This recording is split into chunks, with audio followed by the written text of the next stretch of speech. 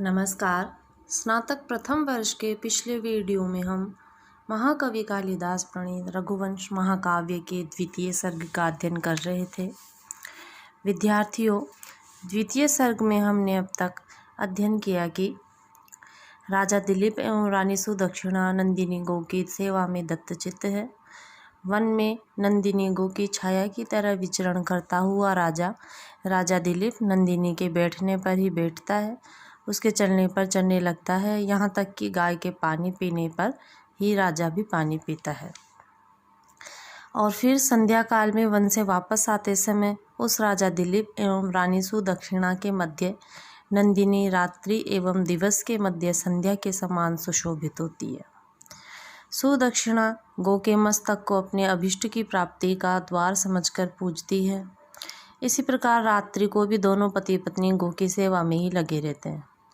इस प्रकार से सेवा करते हुए जब 21 दिन बीत गए, तब 22वें दिन राजा की परीक्षा लेने के उद्देश्य से नंदिनी वन में विचरण करते हुए जानबूझकर हिमालय की गुफा में प्रविष्ट हो जाती है एवं माया सिंह से अपने ऊपर आक्रमण करवाती है। नंदिनी की चित्कार सुनकर राजा एकाएक सिंह को मारने के लिए अपनी तरकस में से बाण निकालने का प्रयास करता है, किंतु नंदिनी द्वारा रचित माया के कारण राजा की अंगुली बाण के ही चिपक जाती है, अर्थात वह बाण नहीं निकाल पाता। इस घटना से वीर पराक्रमी शरणागत वत्सल राजा दिलीप अत्यधिक क्रोधाग्नि में जलने लगते हैं। तभी कपट सिंह ने मनुष्य की वाणी में बोलना प्रारंभ किया। विद्यार्थियों, पिछले वीडियो में इतना अध्ययन कर लिया था। आज के टॉपिक का प्रारंभ करते हुए देखेंगे कि सिंह क्या बोलता है। देखिए, अपना श्लोक है। अलम महीपाल तव श्रमेण प्रयुक्तमप्यस्त्रमितो वृथा स्यात् न पादपोन्मूलन शक्तिरहै शीलोच्चये मूर्छति मारुतस्य। तो इस प्रकार से देखिए, कपट सिंह है, मनुष्य की वाणी में बोलना प्रारंभ करता है।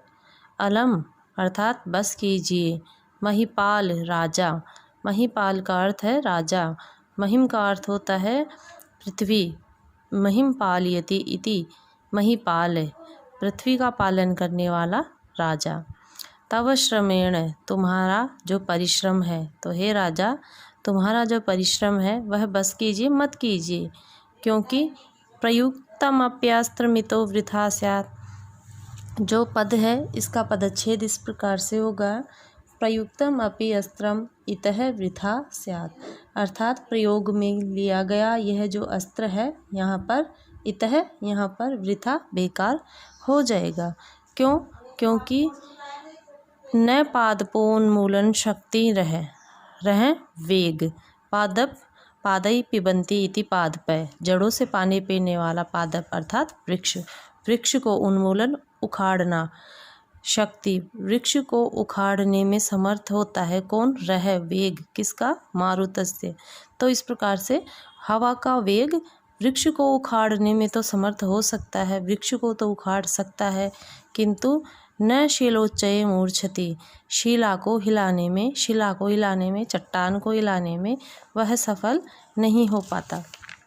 तो इस प्रकार से सिंह कहता है कि हे राजन, तुम्हारा प्रयास करना व्यर्थ है, इधर चलाया गया अस्त्र व्यर्थ हो जाएगा, क्योंकि वृक्षों को उखाड़ने वाली शक्ति से युक्त वायु का वेग पर्वतों को नहीं उखाड़ सकता।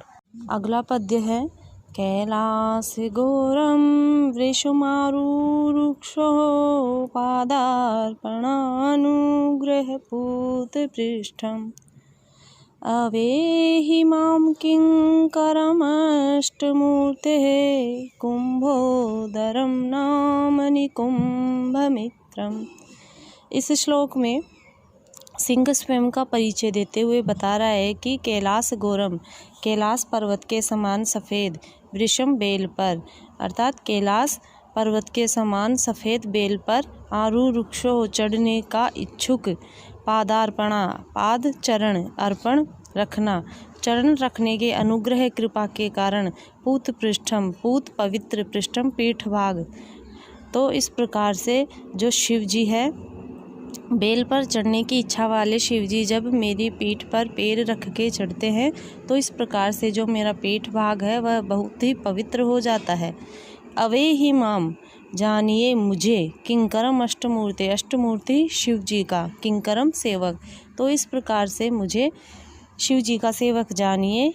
कुंभोदरम नाम, जिसका नाम कुंभोदर है, और निकुंभ मित्रम, और निकुंभ का मित्र हूँ। तो इस प्रकार से सिंह स्वयं का परिचय देता है कि हे राजा, कैलाश पर्वत के समान श्वेत रंग के वृषभ पर आरोहण करने की इच्छा रखने वाले भगवान शिव के चरण रखे जाने की कृपा से पवित्र पीठ वाले मुझे उनका सेवक निकुंभ का मित्र तथा कुंभोदर नाम वाला समझिए। इस प्रकार से जब स्वयं का परिचय देने के बाद सिंह राजा से कहता है कि मैं भगवान शिव का सेवक हूँ और जो भी जानवर स्वयं चलकर इस स्थान पर आते हैं उनको खाकर अपना जीवन निर्वाह करता हूँ। इस प्रकार से जब सिंह गाय को छोड़ने के लिए तैयार नहीं होता, जब राजा सिंह से कहता है, क्या कहता है कि देखिए, सत्वं मदीयेन शरीर देहे निवर्तयितुं प्रसीद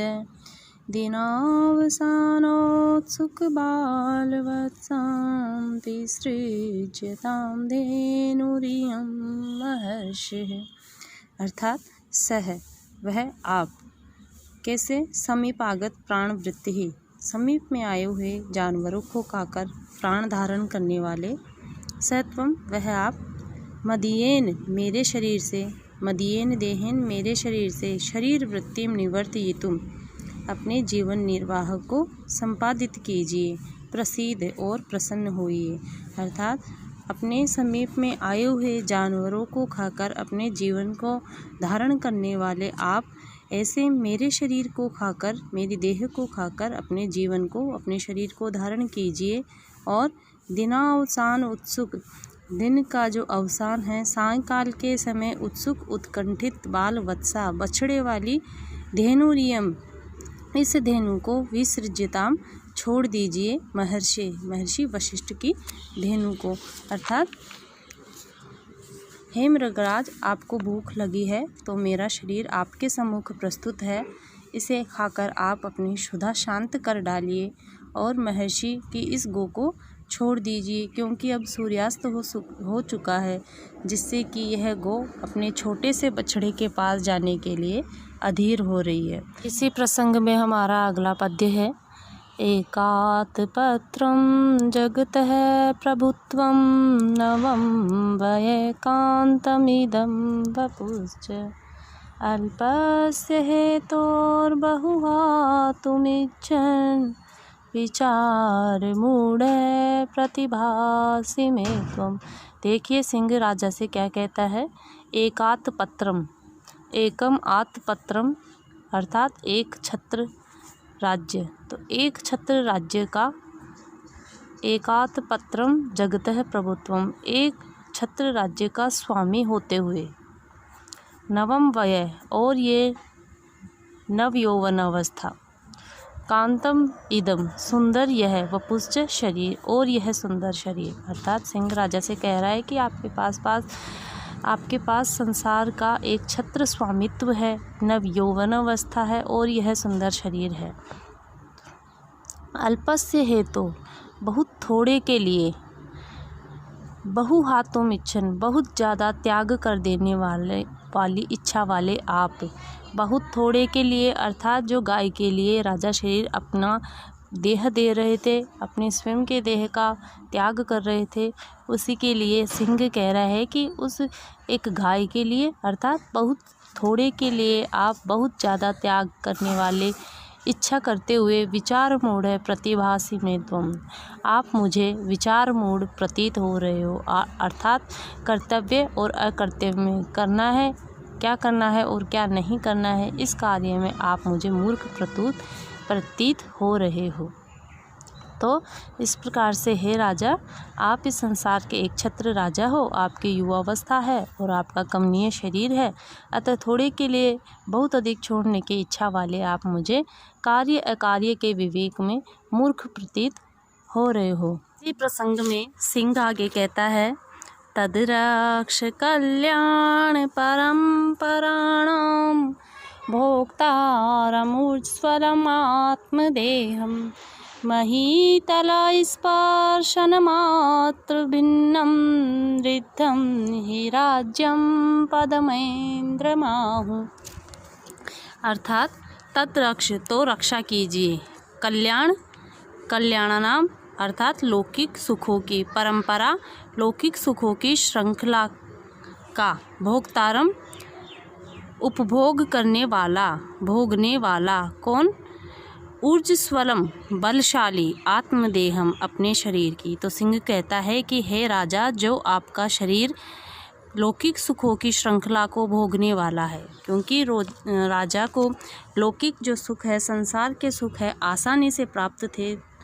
तो जो आपका शरीर लौकिक सुखों को भोगने वाला है और ऊर्जस्वल है, बलशाली है, ऊर्जा से ऊर्जस्वल बलशाली है, इस प्रकार के आपके देह की रक्षा कीजिए, क्योंकि महीतल स्पर्शन मात्र भिन्नम, धरती पर महीतल, इस धरती पर आपका जो राज्य है, रिद्धम राज्यम, आपका जो समृद्ध राज्य है, स्पर्शन मात्र भिन्नम, स्पर्श के कारण से ही भिन्न है, पदम इंद्रमाहु, इंद्र के राज्य से।